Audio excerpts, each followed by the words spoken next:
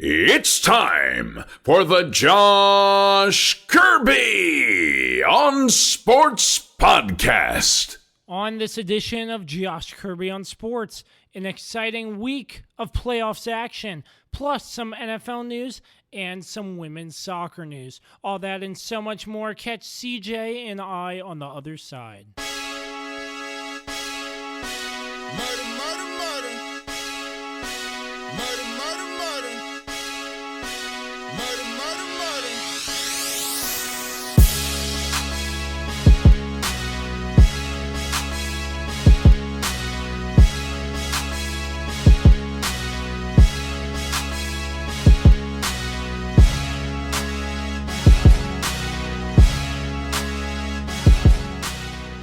Oh, indeed. I'm glad you connected. This is Dave Johnson, voice of the Washington Wizards. You have connected to the right place because you are listening to my man, Josh Kirby, on Sports Podcast.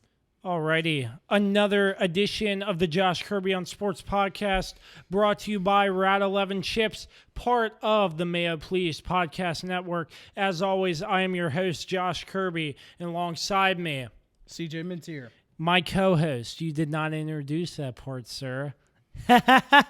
You should have said the co-host, but packed in episode. But first, we got to give our thanks to JR Beats Official and Dave Johnson, as always. So, without further ado, CJ, the playoffs. What a crazy past couple of days of playoffs. Starting off with Boston and St. Louis in Game 6 of the Stanley Cup Final. St. Louis at home has a chance to beat Boston in the series 4-2. You know, that's the series number. But St. Louis, they had the momentum in the first period.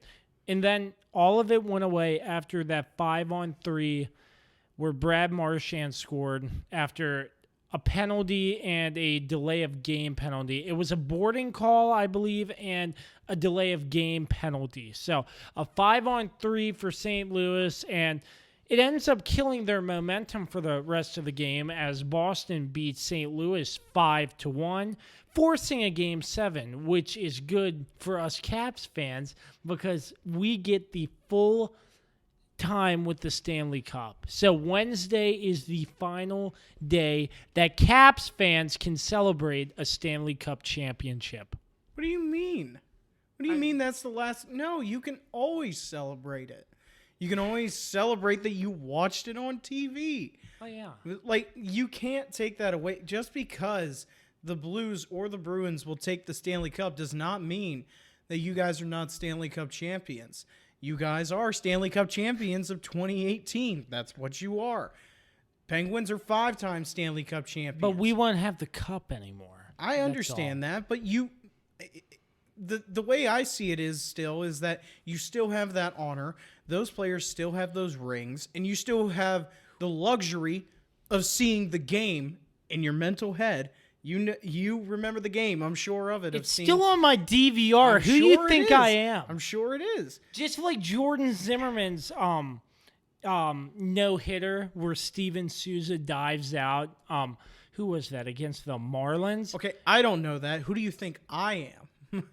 Well, I mean, it's baseball. Jordan Zimmerman, Nats pitcher, against the Marlins, the last game of the MLB season, the regular season, I believe, if I remember correctly. It was like 2014. Steven Souza dives out from center field to save the game, makes the game-winning out. It was amazing. Jordan Zimmerman, it was always on my DVR until we switched DVR, so now I can't watch that anymore. But, you know, all those special sporting moments are on my DVR. Anyway, like, this series, I was completely off. I seriously thought that the Bruins would handle them because with the way that they handled Carolina, I seriously thought that Boston was going to handle St. Louis because Carolina was going on a rampage. They swept the Islanders. They beat your Capitals, the reigning Stanley Cup champs. And when I saw that, I was like, Carolina looks like a good team. And then Boston mops the floor with them. And so I was like, I really think that Boston is going to win this series easily. And here come the Blues. Well, up until this point, they hadn't won a Stanley Cup game until this series, of course. Now they've won 3, and now they're going to try and win the whole thing here in Boston on Wednesday. But what I like to see is that there's just resiliency from both teams. Because, as you said, St. Louis, you're at home, you have the momentum, and bam, Boston comes back in your home stadium. And now this is tough because there have only been two teams in the past 20 years that have lost at home in Game 7. And one of them was in 2011. So I'm a little scared for the Boston Bruins, but not as much just because it's got to be a gut-wrenching punch for the Blues to lose that way at home when you had the momentum to win it. Yeah, it was crazy, and I was pulling for St. Louis. I wanted to see the underdog, and Game 7, you never know what will happen in a Game 7. So moving right along to a game I really want to talk about, the Toronto Raptors and the Golden State Warriors. Golden State forces a Game 6, 106-105 last night, and I have to say that it's not over till it's over. You've seen it with the Cleveland Cavaliers. Could it happen with the Warriors? You never know. The series is not over till it's over. And in my opinion, CJ, you said Golden State would have this series pretty easily, but I seriously did. Yeah, I did think that. Yeah, and I'm allowed to make a prediction like that. I wasn't saying. No, I know. I just felt that was a good enough prediction. You know, and both our predictions were off, and it's crazy to see playoffs action. But Toronto, they did great the first three quarters, in my opinion. Kawhi had a great game.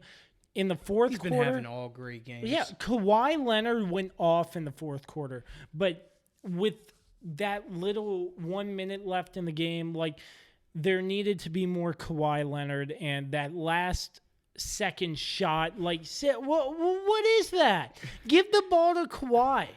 It was ridiculous just to see them running around like, what are they doing? I was dying on Twitter today just seeing all the memes about Kyle Lowry Lowry, take that shot. Jeez. You got to give it to your best player there, and that's Kawhi. Yeah, and another thing, Golden State, you shouldn't have played Kevin Durant. Kevin Durant should have been on the bench. And what do you know? Kevin Durant tears his Achilles.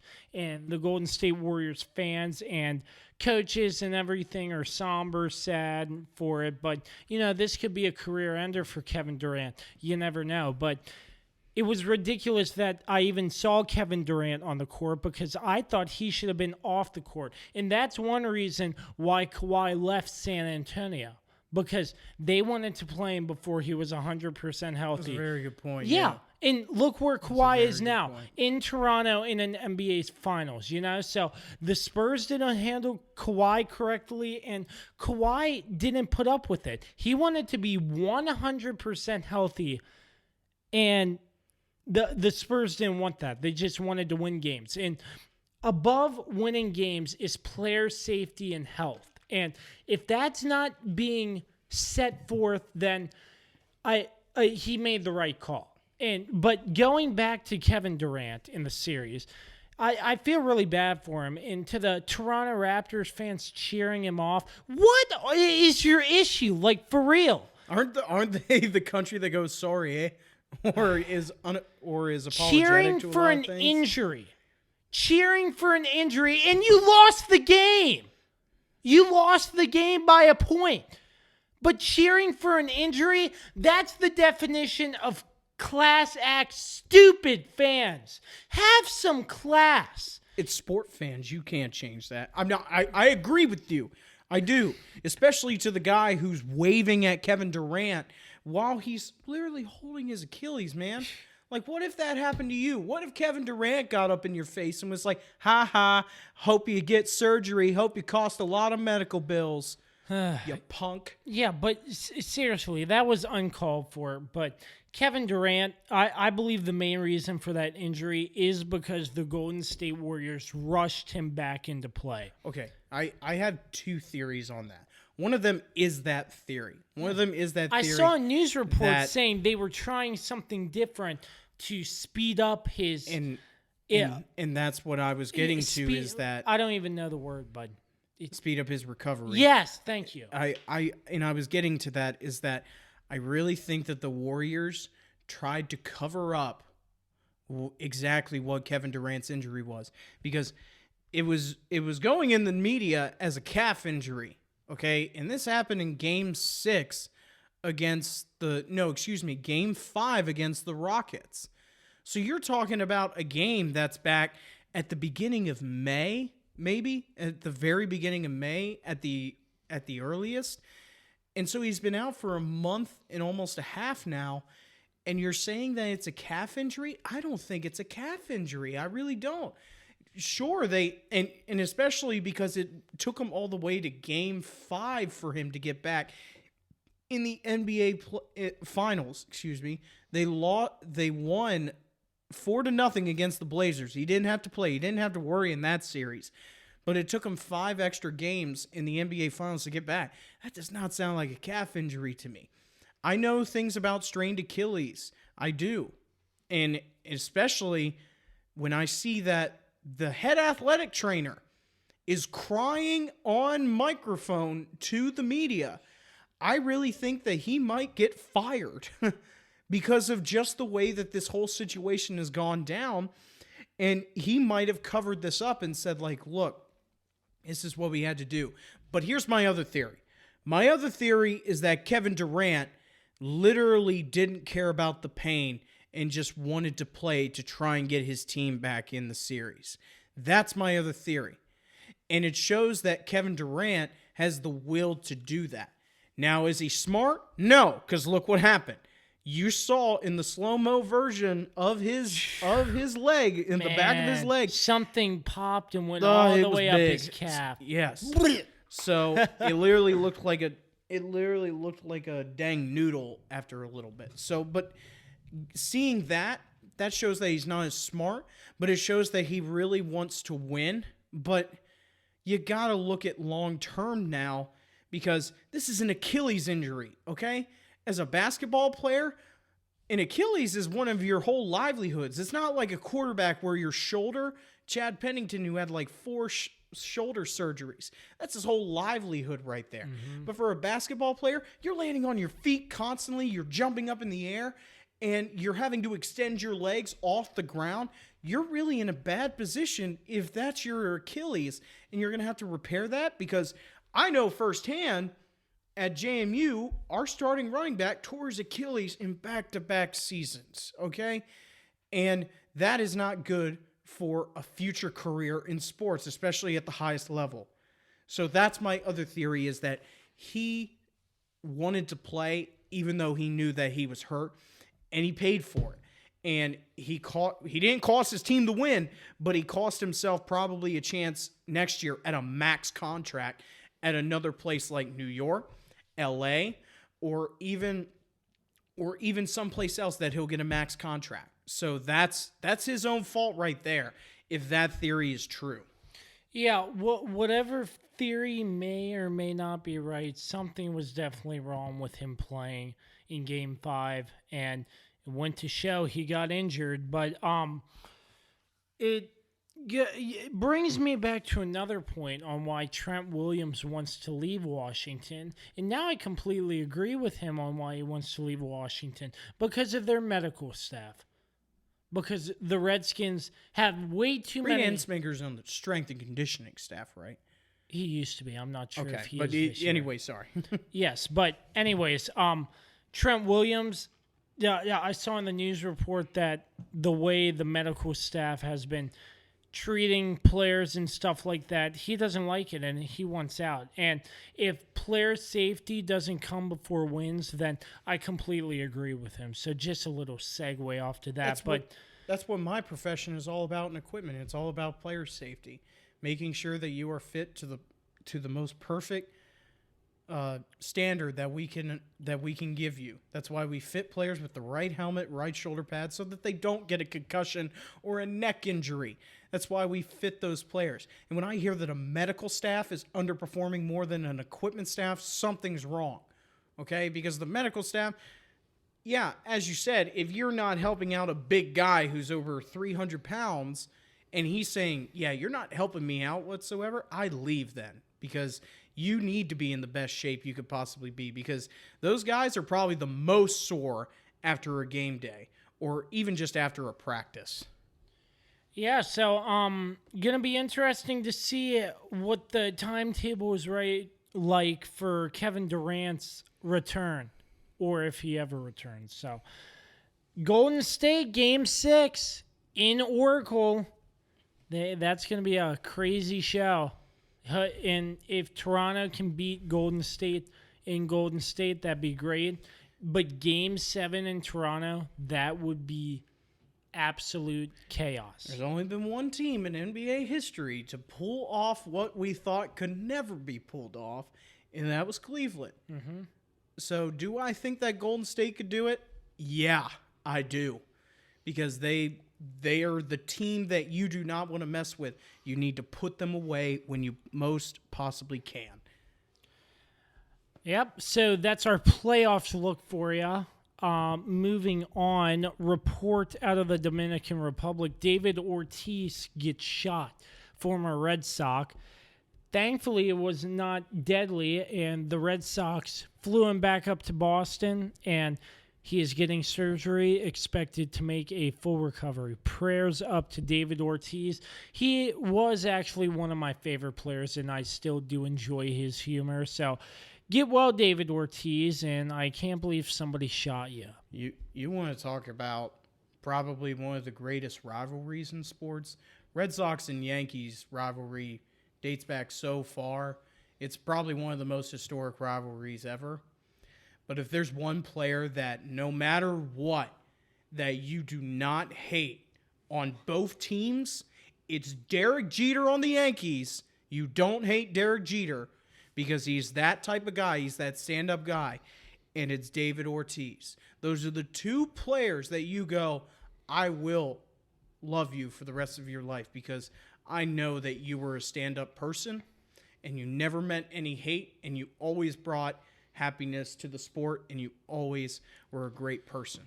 Yeah, David Ortiz, I enjoy watching him play, and I enjoy him even more on bickering back and forth with Alex Rodriguez on MLB on Fox. That's always fun to watch.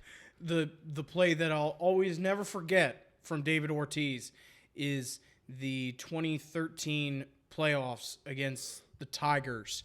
The grand slam to win the game, a walk-off grand slam to win the game. That was absolutely beautiful, and I'll never forget that from him. Or him smashing the phone in the dugout in Camden Yards, arguing a call, getting ejected. That was also pretty funny as well. So prayers up to David Ortiz, moving right along. Can you believe it? I checked my phone during a break at work to find out that the U.S. women's soccer team beats Thailand 13-0. This is the World Cup, right?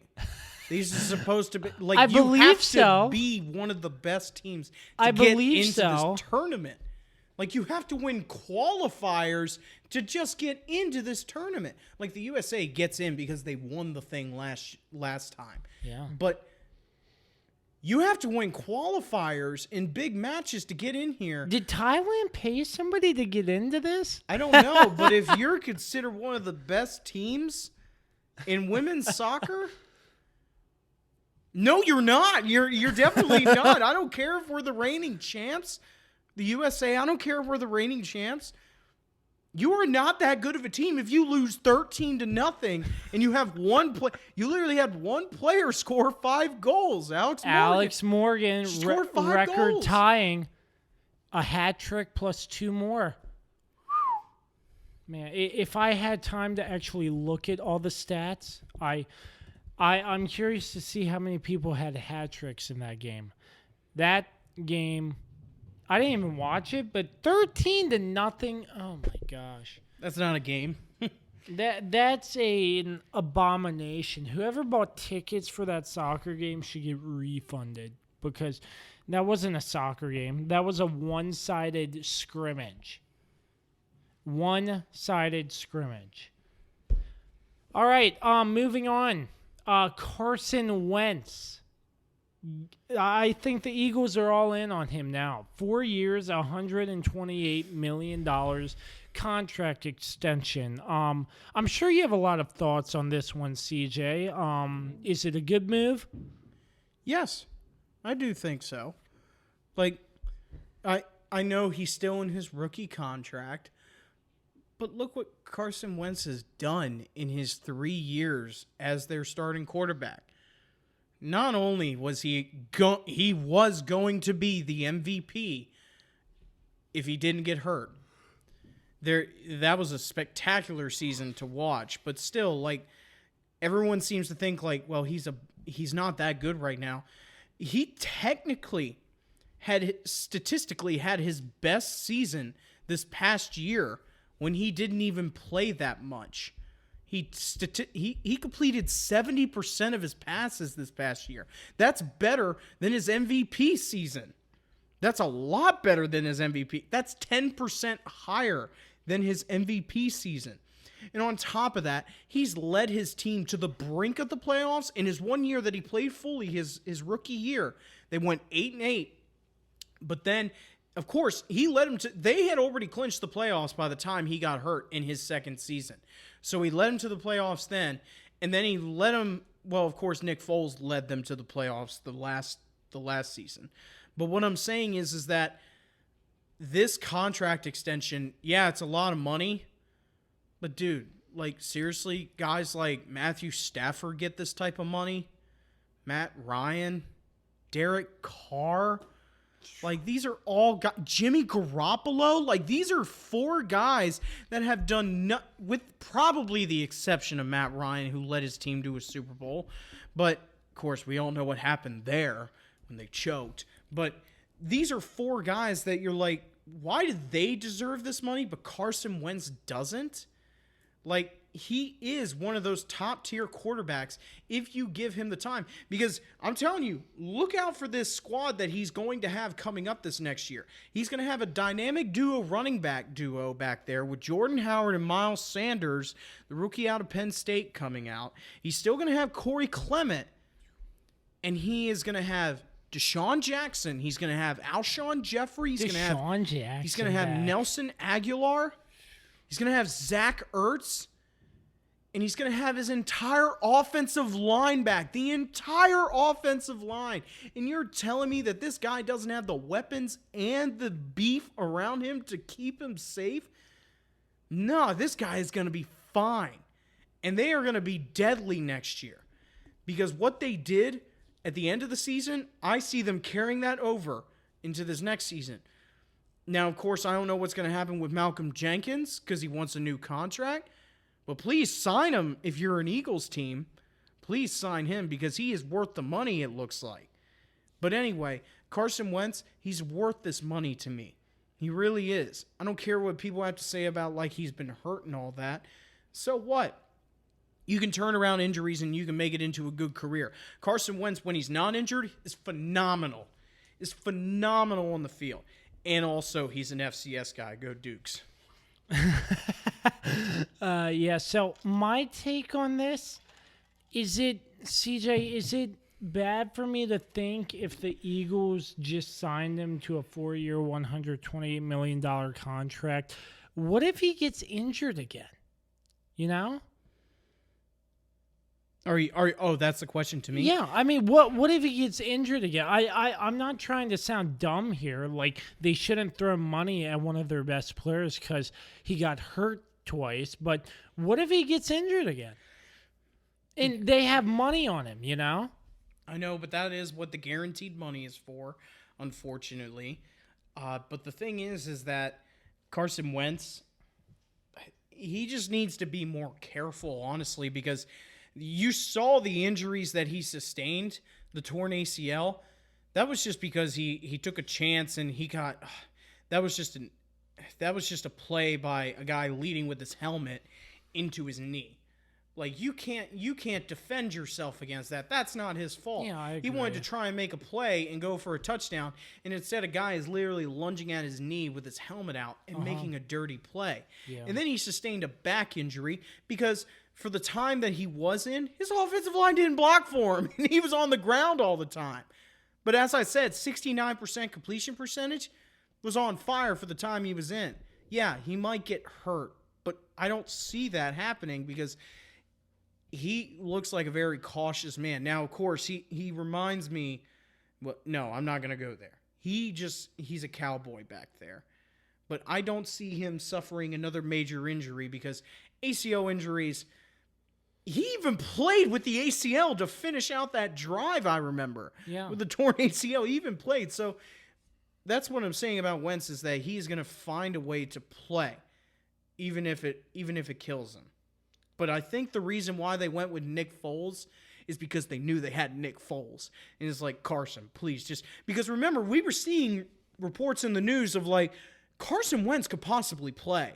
He possibly could, even when Nick Foles was still starting. But they didn't want to risk it because apparently this was in the works.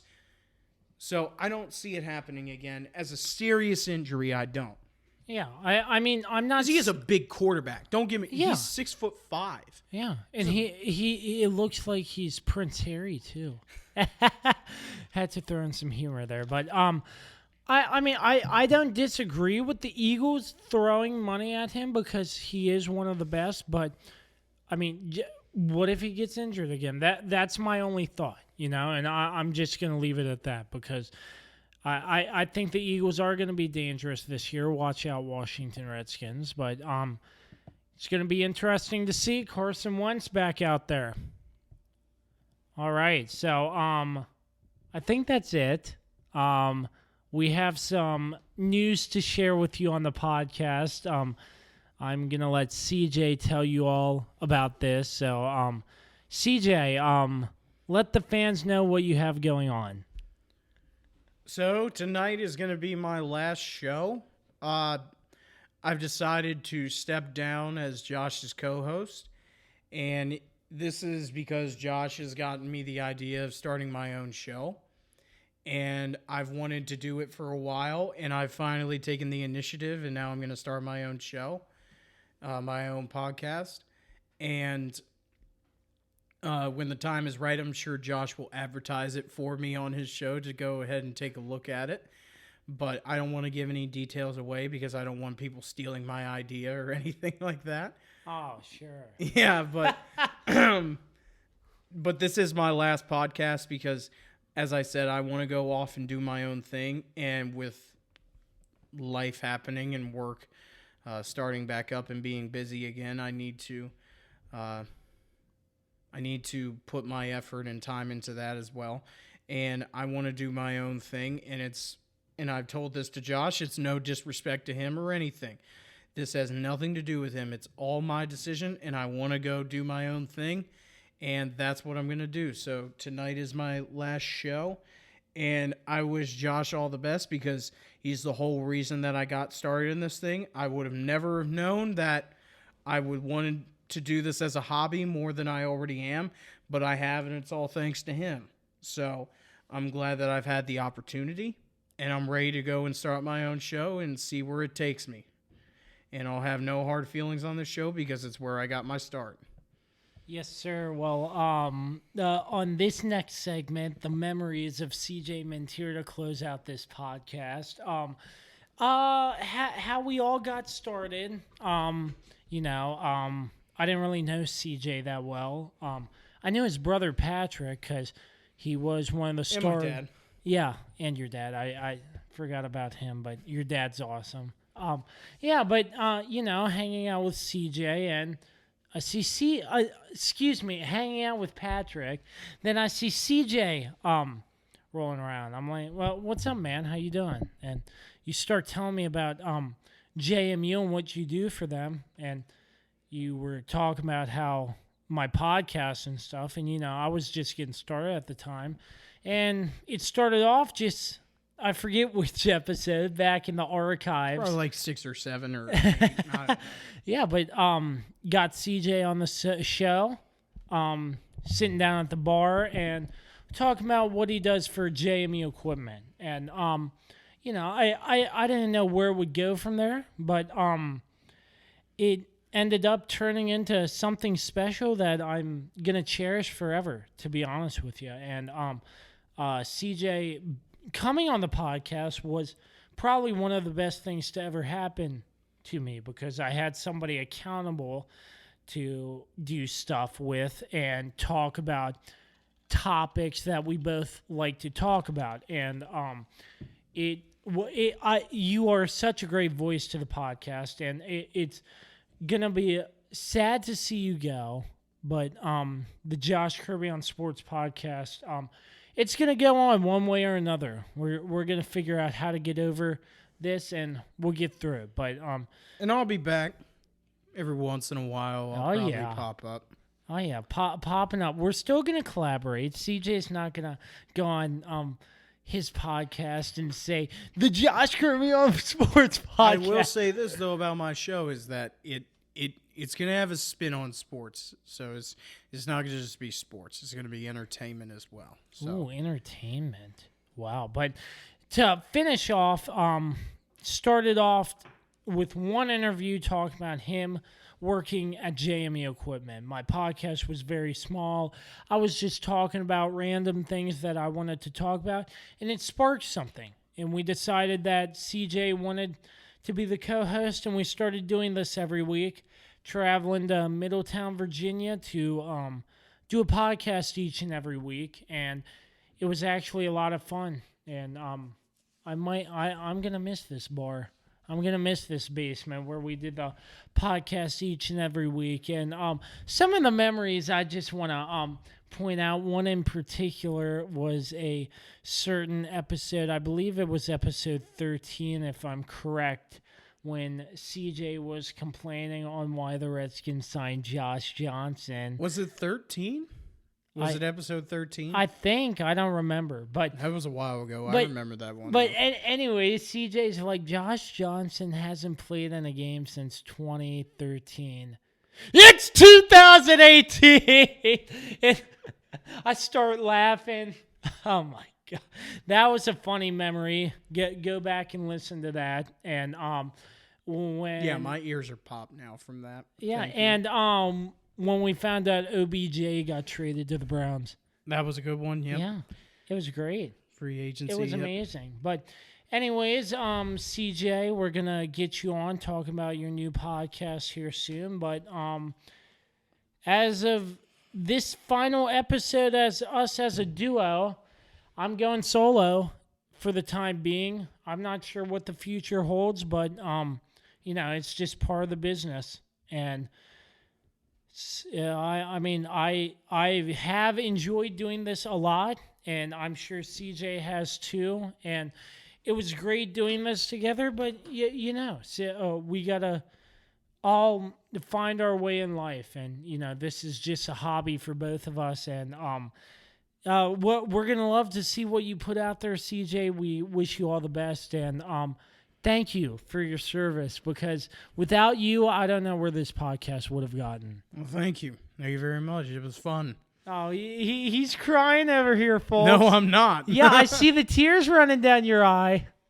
No, it's not. Hey, there's no camera. It's probably my middle finger. Yeah, but I was just joking. So, CJ, any last final words forever for this podcast? What episode is it? 42. So, yeah, this will be about 36, I want to say, or 30 probably. I can't remember. But, yeah, it was a fun ride, but as I said, I want to go off and do my own thing. And it's no hate or no nothing to anybody. But I'm just ready to go off and do my own thing, and I thank you very much for this opportunity. Yes, sir. Well, we couldn't have done it without you. We couldn't have gotten to the spot we are without you. And hopefully we can collaborate in the future. I'd like to come on your podcast. I do have some entertainment views, whatever that entails. And I'm sure you'd love to come on, talk about your podcast and other stuff. Let's make something happen. But that's it. CJ's last and final episode. I had to hold back some tears. CJ probably had to hold back some tears, but that's it. It's over with. And I think that's the end of this podcast, unfortunately. I hate to do it, but life has to go on one way or another. But thank you so much for tuning into this last episode as CJ and I as a duo. Thank you so much for your support as always. I'll keep you updated on what's in store for the podcast. But until next time, make sure you check us on Twitter, Facebook, Instagram, the Josh Kirby on Sports Podcast. I'll keep you all updated on there. Thank you once again to JR Beats Official and Dave Johnson for our music once again. As always, the Josh Kirby on Sports Podcast is part of the May I Please Podcast Network, brought to you by Rattle Oven Chips. Make sure you find them in stores, Martin's, Food Lion, and Giant. So, CJ, thanks once again for everything, and we're still going to be in touch. I know we are, and we're going to collab, and it's going to be great. But, you know, we got to do our own thing in life once in a while, and I will definitely miss this. So, until next time, Josh Kirby signing off and CJ Mintier signing off for the last time. I will catch you all soon. Thank you.